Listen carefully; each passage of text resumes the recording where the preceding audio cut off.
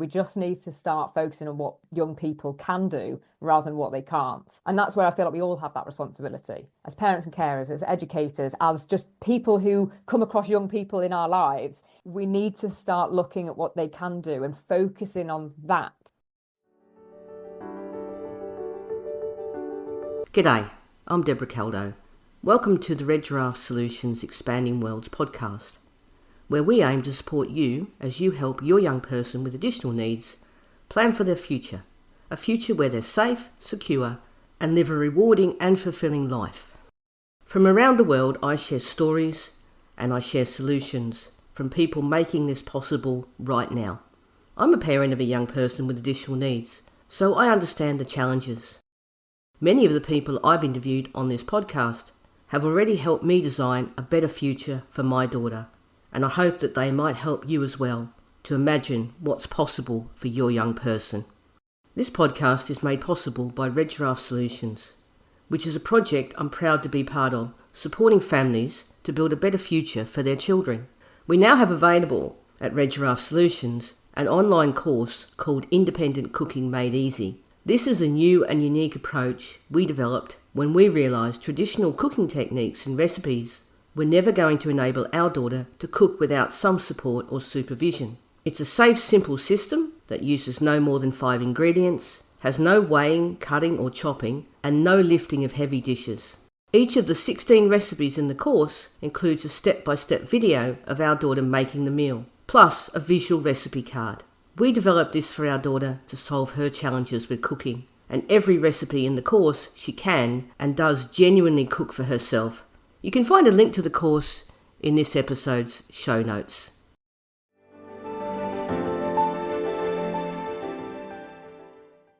It's impossible to ignore the extra challenges and barriers that our young people face when they look to move into paid employment. Some of these barriers are external, like the way job applications work and the interview process.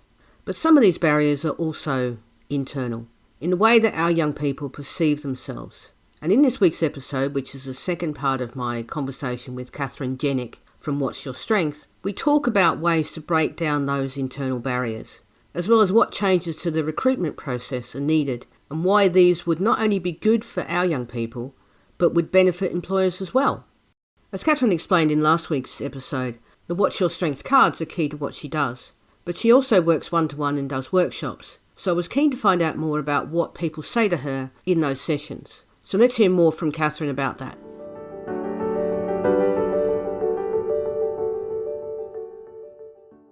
When you do workshops, what do you find are some of the issues that come up when you first get a group of young people? And I'm obviously talking about young people with additional needs. What are the kind of common themes running? I would say whether this is in a workshop or on a one-to-one, it's I don't have any strength. I'm not good at anything. And whether that's because academically they're not achieving the highest grades. And again, we're looking at the education system and how much it focuses on grades. So that's one part of that. But then the other thing I would say, and this is particularly relevant for anybody with any sort of additional needs, if they've experienced that deficit model, that negative lens of you can't do this because of your challenges, or you're not going to be able to do this because of your disability. So if they have spent a lifetime being told you're not going to be able to do this, or you can't, there's only so many times you can hear you can't before you start believing it. I think that's the essence of everything I do, whether it's the resources that I make or the workshops I run or the one-to-one guidance I do, is I try to flip that. And there's some amazing people I could recommend people following. So there's a Dr. Leah Waters in Australia. She does loads on strength-based parenting, which is some really good stuff. There's also Temple Grandin, and her phrase is, we just need to start focusing on what young people can do rather than what they can't. And that's where I feel like we all have that responsibility as parents and carers, as educators, as just people who come across young people in our lives. We need to start looking at what they can do and focusing on that. So I'd say that is probably the biggest barrier that I face, is not recognizing their strengths or not accepting that they have any. And I think we all have a responsibility to encourage young people to reflect positively on themselves. Have you had some of those moments where people have suddenly turned around and went, actually, because I do this, I can do this? Yeah, and the story I often tell when I run workshops, it was a year 11, so he was about 15, and he, I think, was reluctant to come and see me, and he'd been sent to see me, which is never a good start. His opening words to me were something along the lines of, I'm not good at anything, I can only do PE. And I was like, okay, you can do PE. Great. So straight away, it's let's look at that then. Let's look at what you can do. And in this case, I did use Watch Your Strength cards. So we picked the PE card, the green card, but then it transpired that he played football. So we found the purple card, which was I'm a member of a sports team, and he played regularly with this team. So we had the two cards in front of him, so the PE card and the sports team card. And every time I think back at this story, it still gives me goosebumps because he turned them over and without any prompting from me, he just started to read the words on the back of the card.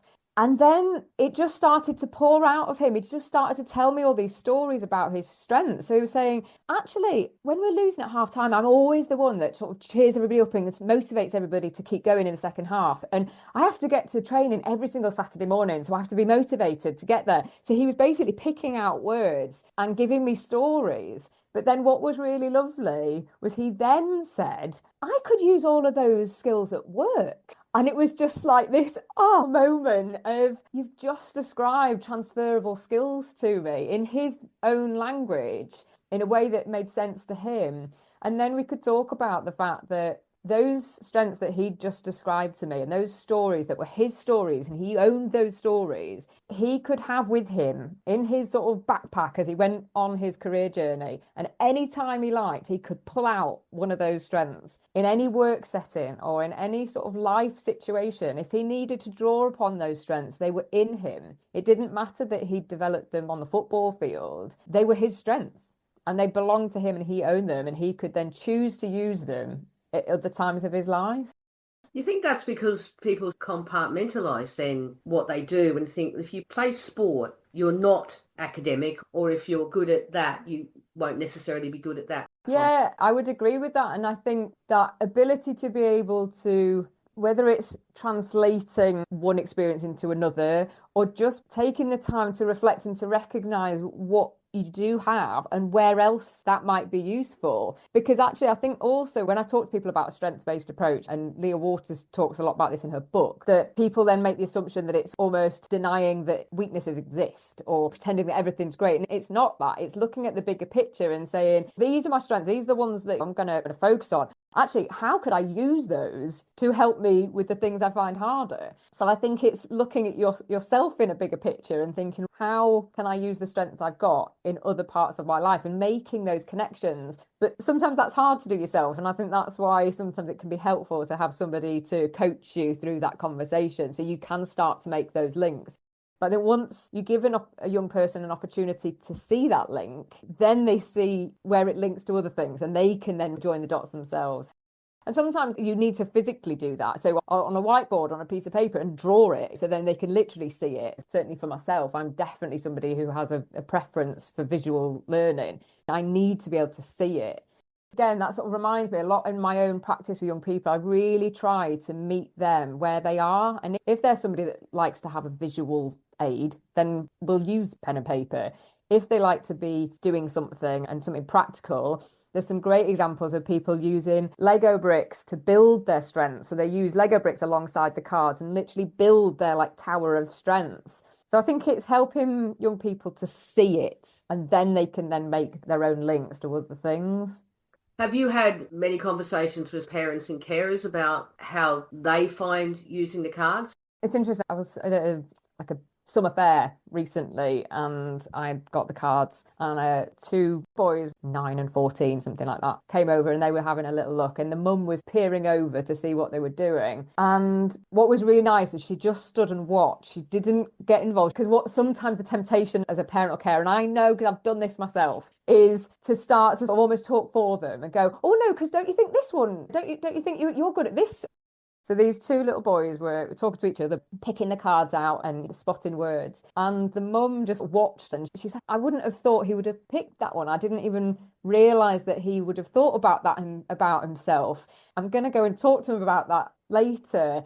So I think sometimes we underestimate young people and we think we have to step in and answer things for them or explain things to them or be their voice and help them to make decisions. And I think sometimes the best thing we can do is just take a step back and let them do it for themselves. And like I said, strengths are there. If you watch the children in your lives, you'll see them. You'll see the strengths right there. And then that's when you can then start pointing them out and saying, you did so well at organizing the table tonight as we were getting the food ready. And I think another misconception is that we have to have done some incredibly amazing, life affirming activity, jumped out of a plane to be able to say that we've got this amazing strength. Actually, our strengths are in our everyday.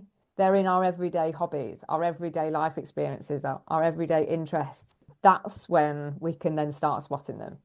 But does that also then come back to, I think you mentioned before about people will say all about your strengths, but what about your weaknesses? Is that also to do with the more traditional way that we do job interviews, which is to say to people, what are your strengths?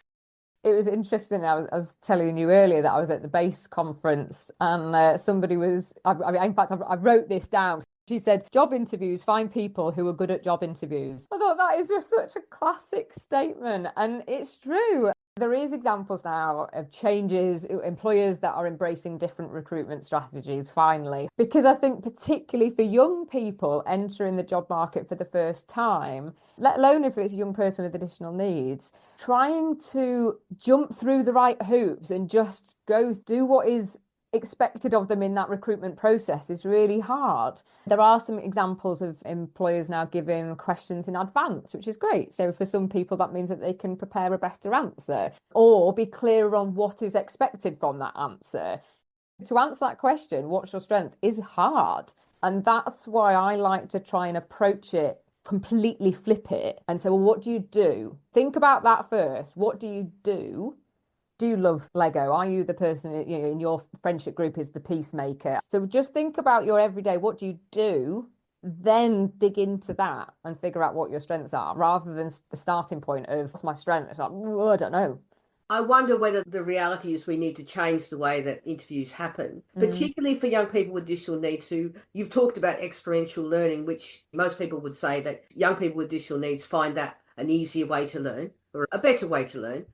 So interviews techniques will need to change. And if you're talking here and saying that we need to give these young people the opportunity to find their own strengths and not be prompting them or anything like that, do interview techniques need to reflect what you're doing more? I think it's giving young people the opportunity to demonstrate that the skills that they have that would work or align with that particular role rather than having experience of that role. It's the age-old issue. You have to have X number of years experience to be able to apply for a job or to do a job. Now, I'm not saying that this is going to be the case for every single job, because of course, if it's a high-level job, you need experience. But if we're talking about those sort of entry-level positions, and this is an employer's responsibility to actually give young people the opportunity to talk about the skills that they have from their life that make them a good candidate for a job, rather than what experience do you have of this job? Because the best will in the world, they won't have that. I guess then talking about where you go in the future, do you want to work with more employers to get them to change the way they do things? There's some amazing organisations out there trying to bridge that gap. So you've got things like Skills Builder Partnership who are working really hard to try and do exactly that, bring a common language. So the skills framework that they've come up with is something that is used in education and by employers. I collaborated with them with the Let's Get Started pack because it's about giving that common language so everybody understands what those skills are, how you can develop them, how you can demonstrate them. And there's also some brilliant organisations out there really trying to break down some of those barriers to make early recruitment more inclusive. So looking at what experiences or skills broadly a young person can bring to a company rather than meeting a very strict criteria. It's more looking at that person as a whole and going, look at what they could bring as a human. What could they bring to this business? Rather than seeing it in that negative way of what challenges does that mean you're going to have or what support you're going to need, or that will come later in terms of reasonable adjustments and all of that sort of thing. But actually, what are you going to bring? Can I finish off by asking a big question? If there was one thing you could change about careers and the way that we talk about careers and the way that young people, and again, I'm talking about people with additional needs specifically, what's the one thing that you would like to see changed? To recognize that young people are more than grades. Young people have so much to give. I feel really privileged to have spent my career with young people. And on a daily basis, I have met young people who inspire me and amaze me and are some of the most creative, entrepreneurial, like resilient, the list goes on. And because they don't fit a nice, neat mold, hurdles are put in their way.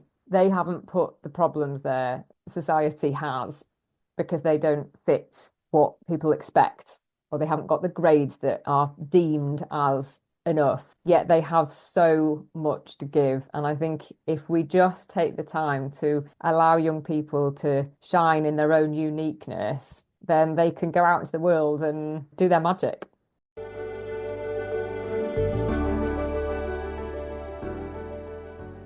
I hope that one of the main reasons that you listen to this podcast is to identify resources that can make a real difference to your young person's future. I don't think there's any doubt that what Katherine has developed at What's Your Strength is a resource that can and does make a difference to young people's lives. So don't forget to check out her website, whatsyourstrength.co.uk, and I'll put a link to the website in the show notes as well.